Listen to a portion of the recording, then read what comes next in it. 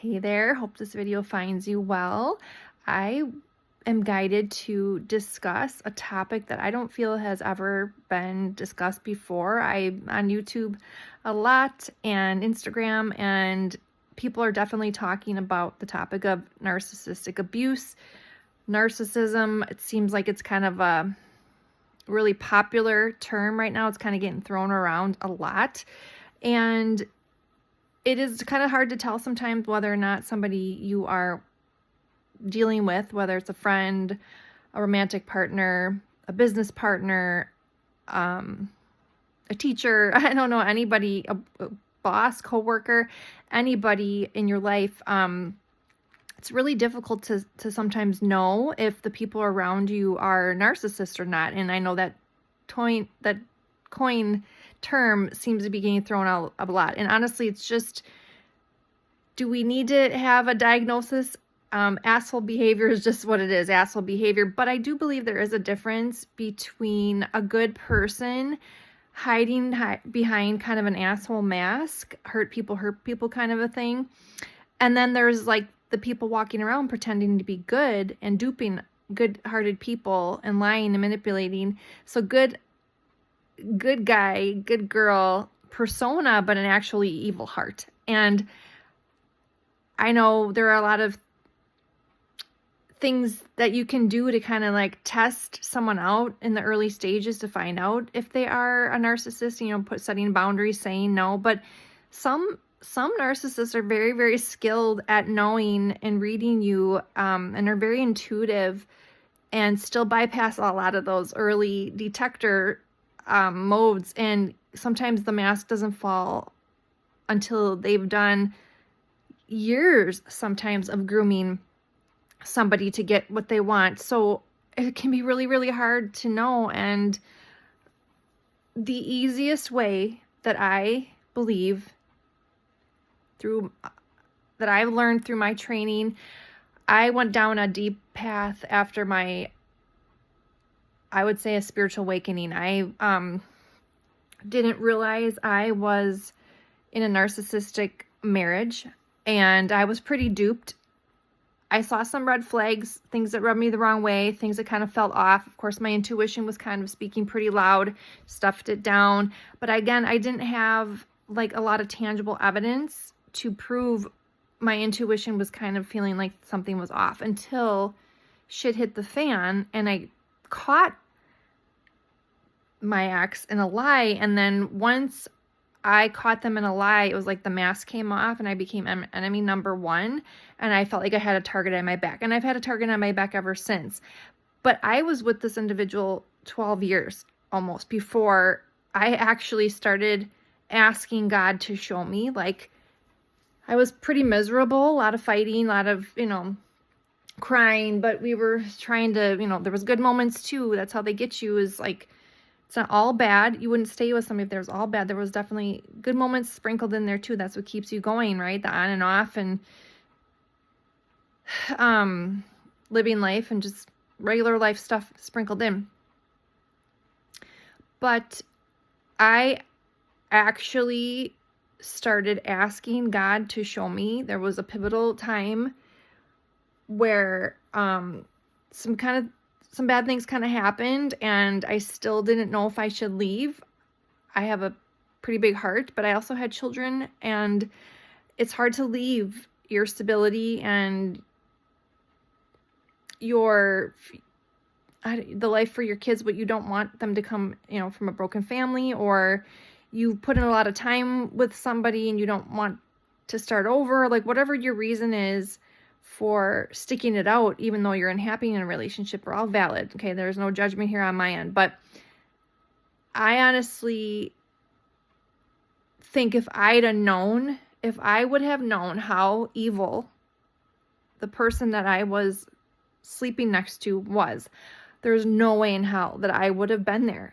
They are just so good at lying and manipulating, and they are so intuitive, but in an evil way. There's empaths who are really in tune and sensitive to other people's needs and compassionate and things like that. And then there's like intuitive, but in an evil way, right? A deceptive way. They can read the room and read the energy just as good as someone who's like an empath or a sensitive soul, but they use it to their own gain, and they know what they need to say in that moment to get you. It's just very, very deep and dark. But there's no way to tell for sure if somebody's a narcissist.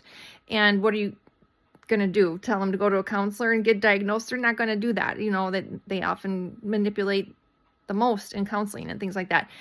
But long story short, I went through my own abuse journey and still healing from it. As I've got kids with mine, so I can't really escape. But when I actually started feeling like, okay, this is not okay. Something's not right. I just feel like my intuition I couldn't stuff it down anymore. I literally started to pray for God to show me who he really is. And it wasn't right away, but fast forward, some months down the line, 6 months down the line, I did, because I was asking to know. I was basically asking and probably was more ready than I had been before to actually have the truth revealed to me. And I literally had a vision of a light bulb going on above my head. And now, in that moment, the night that I did find out who he really was, I could not go back to being in the dark anymore. Once the light was illuminated, my whole foundation crumbled. Everything that I thought I knew was a lie, and all hell broke loose. So you do need to be really ready for that answer, right? If you do start asking God, asking you shall receive, God will reveal it to you in his perfect timing. I wouldn't have been ready. If I would have received the information I needed that night that I prayed, I wouldn't have been ready. I had a nursing baby at the time, brand new baby. Even when I did start to find out, I wasn't really ready. But my little guy was, I think he was almost 1, maybe, wait. A little over 1, so he's getting a little older, but it was hard, and it not an easy season, even when I did find out. But long story short, it basically opened my eyes, and light bulb illuminated the truth to me, and I have not been able to go back since. And now I've just been awakened to this dynamic of narcissists. Like, what is a narcissist? What is a psychopath? What is a sociopath? Like, I had no idea. I had no idea people like this existed, except like serial killers, right? But there's a type, and they kind of all do the same thing. They lie, they manipulate, they gaslight, they project onto you. It's just pretty devious stuff. It's not just your average guy's been through a lot, girl's been through a lot, and they just act like a bitch or a jerk. You know what I mean? It's like, it's beyond that. It's demonic almost. And without getting too crazy on like the religious whatever, I do believe that it's more to do with the quality of their soul. And so me going through my journey of exposing my life and my foundation crumbled and everything, I went on a deep dive journey to heal myself, to look within. And then the light got illuminated on other areas of my life where, other negative, darker energies were trying to hold me back, and programmed beliefs and things in my religion, and the school that my kids go to, just my friend group, like in my own family. Like, I just started to kind of like look at everything and to see where heavier energies kind of try to like hold you back, block you, stifle you, silence you, stuff like that. And so it's been a deep dive, but I took a lot of courses. I took a hypnosis course. I took a Ho'oponopono course. I took a spiritual coaching course. I took a soul realignment course. I just like went on this deep dive to realize like I am actually really spiritual, and had been suppressing it. And you have to suppress it when you're in abusive relationships and chronically, from maybe childhood on, like around negative behavior. Like, I had to stuff myself down, and it was not safe for me to be who I really am in those situations. So once I was removed from that situation, it was like it wasn't like a crazy flooding in of information, but it was like a slow trickle. I just wanted to know. I wanted to heal. I wanted to know more about myself, past life regression therapy. I did things like that. I just realized, wow, I actually have a lot of intuitive gifts. I'm a medium in a channel now and can do some pretty cool stuff. I've been able to help do Reiki on people passing on from this life to the next, and some pretty cool stuff. But the thing I feel like would help humanity right now is if they could know for sure if the person they are dealing with is a positive or a negative soul. Because if you are a positive soul, and even if you are acting like an a-hole and you have a positive soul, you are still choosing positive soul. People still choose to receive divine wisdom and love and at some level and have a conscience and listen to their conscience and receive like the energy from spirit, from the divine realm. They're not totally closed off. Negative souls, however, are souls who have incarnated into this earth before they even came into a family line and are negative. They have chosen as a soul to not receive any divine energy. Now, I learned this from soul realignment therapy. It was a big, huge class on a ton of different types of information, soul contracts, astral traveling, attached souls to properties, all that stuff. But the thing that I took, the little nugget, she didn't really relate it in this way. It was the negative, positive soul thing. The teacher of this course did not use it in this way, but I truly believe that negative souls are the narcissists, the psychopaths, and the sociopaths of the world. And if you could know for sure, yes, this person is a negative soul, or yes, this person is a positive soul. If you're dealing with somebody, a child even of yours, a spouse, a friend, a coworker, I don't know, whatever, classmate, and you're just feeling off about the relationship and you're so loving and giving, you just want to keep trying and forgiving, that's all noble and everything, but it would be great if you could know whether or not your efforts are going to ever pay off. Because if you are with a negative soul, they are never going to change. They have made a soul. It's not likely that they're going to change. I should say, not say never. They, with a lot of work and intention, and prayer, they could probably find their way back to being positive, but it's usually,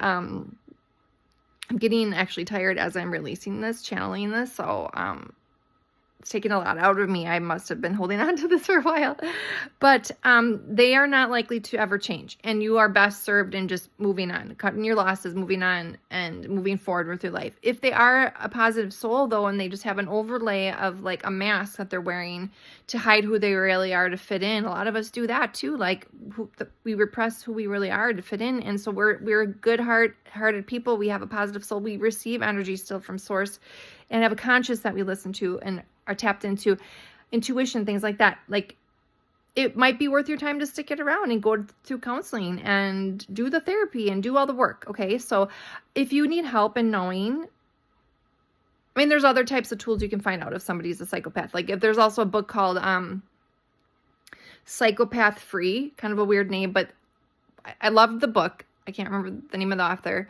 but in the book, there is a like questionnaire that you can give yourself to find out if the person that you are it deals with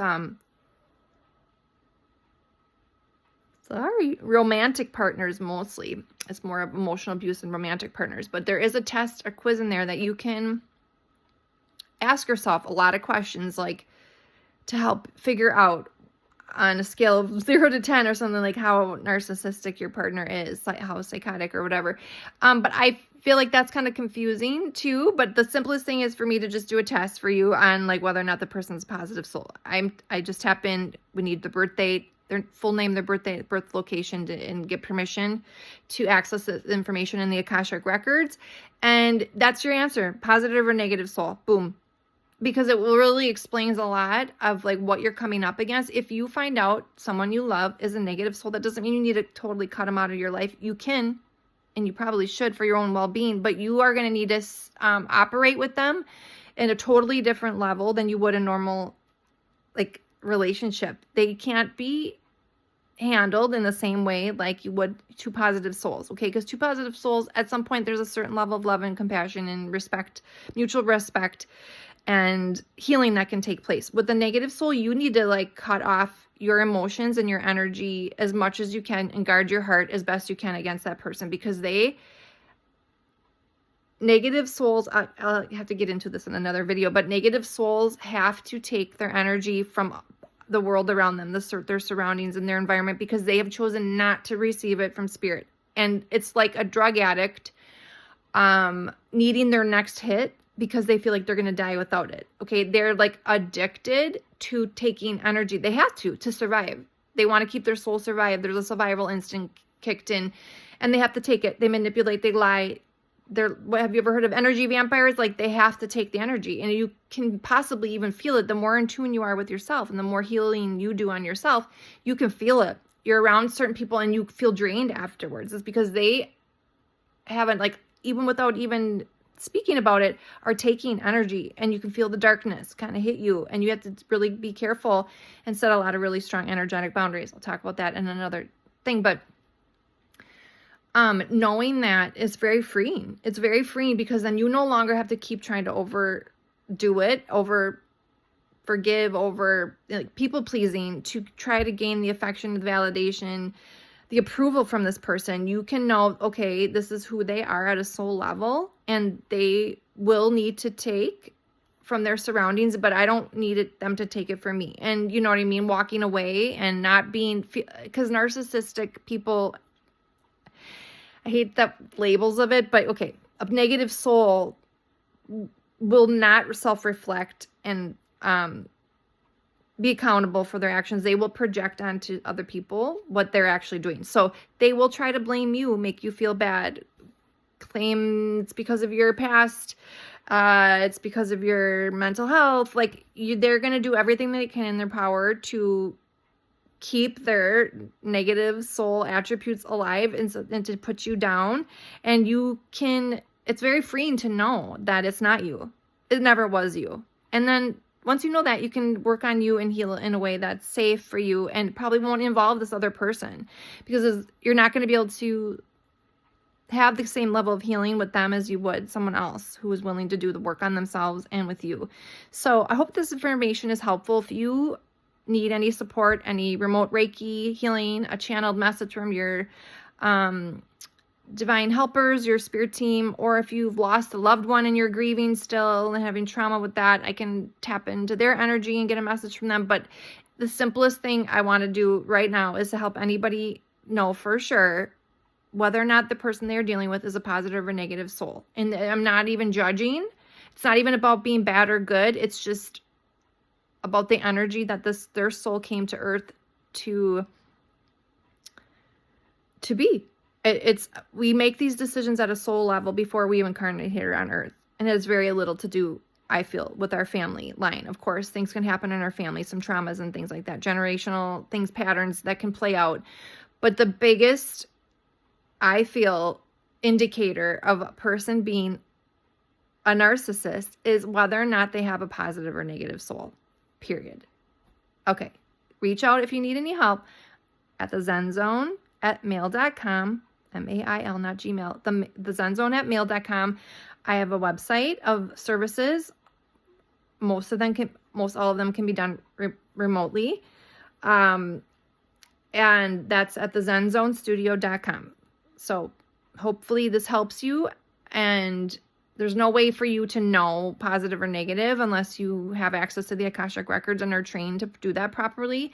But biggest indicator, you can do all the things too that they say to do, say no, set boundaries. But I do believe like really skilled negative souls that have been incarnated long enough have gotten very powerful and skilled at waiting the long game, and will wait years to groom somebody and to like love bomb somebody to get them hooked until like you don't see the mask slip until after you're married or after you catch them cheating, or like they go long periods of time. So even just setting early boundaries and saying no is not the greatest indicator. You could waste years of your life. And honestly, the mental health being around, I truly believe if more people could understand to just get away from these toxic people, there would be so much less mental health crisis in our world. I'm not downgrading mental health. I struggle with depression and anxiety. Who wouldn't in dealing with abuse like this? Okay. But our anxiety and depression can be really good indicators of where something's going off track in our life. So I find them to be your best friend. And I don't like the labels of that either, because who doesn't struggle with anxiety sometime, right? And whatever, that's another thing. But I'm going to go because this is getting long-winded. But reach out if you need support, if you need healing, if you need coaching. I've been walking this walk a long time. I meet a lot of people who are struggling with their self-worth, their self-identity. They have so much trauma from these kinds of relationships that there actually is like brain damage going on, or the certain parts of our brains are not firing, our nervous system is shot. There's so many beautiful things you can do to heal yourself, but the biggest thing would be to get away. Even if you can't physically to get away, emotionally, energetically, spiritually, get away and turn towards yourself and God for healing, because you are not going to get it from that person.